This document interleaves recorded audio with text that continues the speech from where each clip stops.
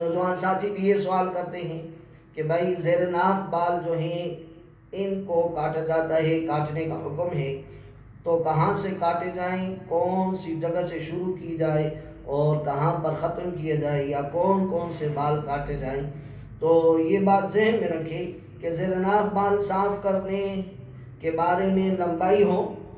یا چوڑائی ہو، اس کے لحاظ سے کوئی حد متعین نہیں ہے، کوئی خاص حد متعین نہیں ہے۔ البتہ ناف کے نیچے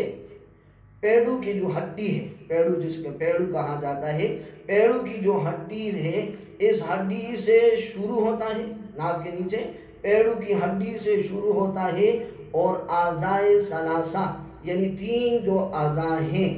اور دبر یعنی کہ پاخانے کی جگہ، نیچے آپ جاتے جائیں پاخانے کی جگہ، اور اس کے ارد گرد بھی جن گند کے بال جو ہیں، جو گندے بال ہیں، اور جن بالوں کے متعلق یہ خدشہ ہو کہ یہ بال گندے ہیں، وہ سب بال صاف کرنے چاہیے۔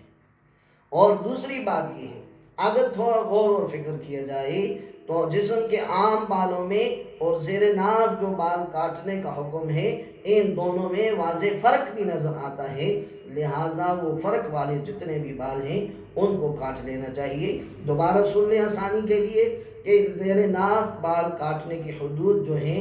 وہ پیڑو کے جو ہڈی ہے اس سے نیچے لے کر وہ اعضائے ثلاثہ کے دائیں بائیں اور پیچھے جاتے ہوئے آپ پاخانے کی جو جگہ ہے وہاں بھی اگر محسوس ہو کہ دائیں بائیں گندے بال اگے ہوئے ہیں تو ان تمام ابھرے ہوئے گندے بالوں کو صاف کیا جائے۔ اللہ تعالیٰ سمجھ